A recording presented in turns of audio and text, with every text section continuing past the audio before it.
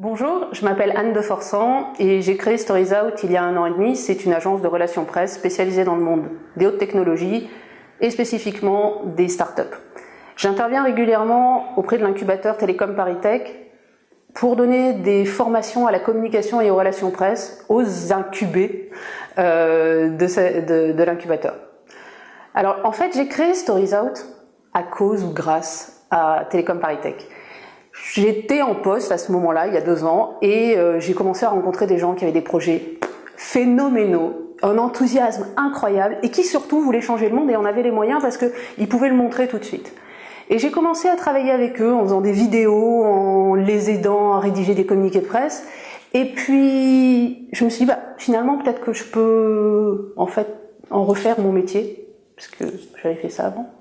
Et du coup j'ai donc créé Stories Out, fondamentalement à la croisée de la rencontre avec Télécom ParisTech. Et donc tous les 2-3 mois, je donne quelques formations sur les relations presse, la conduite d'interviews, les réseaux sociaux à intégrer en milieu professionnel pour des startups à Télécom ParisTech Paris.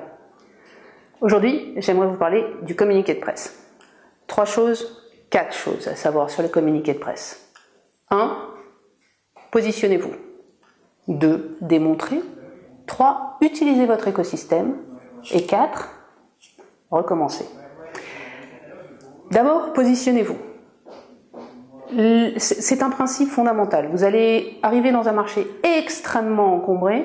Il va falloir que très rapidement, en lecture rapide du communiqué, le journaliste sache où vous positionnez, sur quel type de marché, par rapport à quel autre acteur.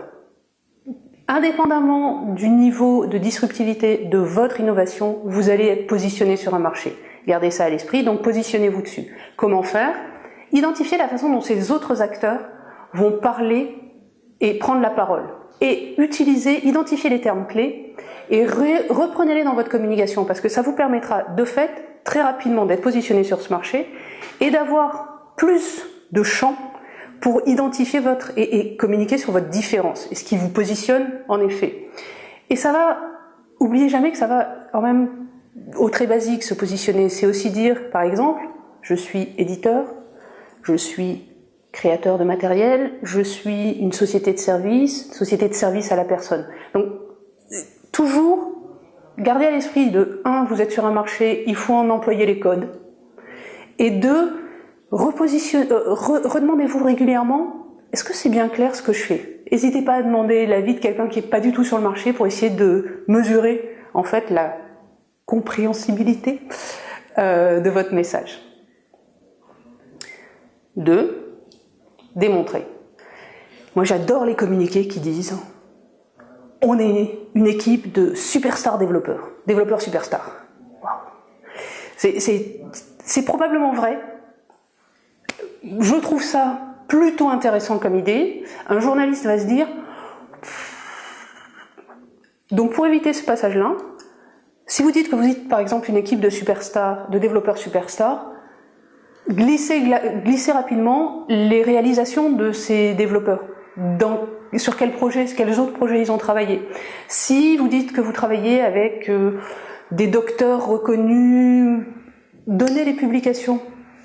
Donc n'hésitez pas à démontrer tout ce que vous dites. Si vous annoncez un nombre d'utilisateurs phénoménal, un nombre de visiteurs sur votre site absolument extraordinaire, donnez un lien vers un Google Analytics.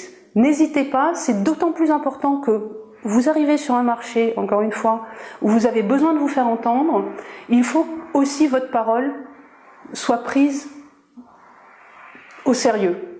Et pour ça, démontrez ce que vous dites. Donc on a dit 1, positionnez-vous. 2, démontrez ce que vous avancez. 3, utilisez votre écosystème. On va prendre l'image du rémora. Le rémora, c'est un petit poisson qui est quand même de la chair à requin, il faut bien le dire, et qui en fait très malignement va suivre les poissons, les gros poissons, ses prédateurs, pour qu'ils les amènent, mais alors ils se cachent, et ils les amènent à bon port sans s'en être aperçus. Donc en fait, ce que je vous recommande, quand je dis utiliser votre écosystème, c'est vous dire, ok, je viens de signer un super contrat avec une extraordinaire grosse boîte, eh bien, il va falloir absolument les convaincre, Mais passez-y le temps qu'il faut. Il faut qu'ils soient convaincus que oui, il faut faire un communiqué de presse avec vous, et leur notoriété va vous permettre, en fait, de monter une petite marche. Dans la même logique, il y a un grand temps fort, un gros événement sur le marché.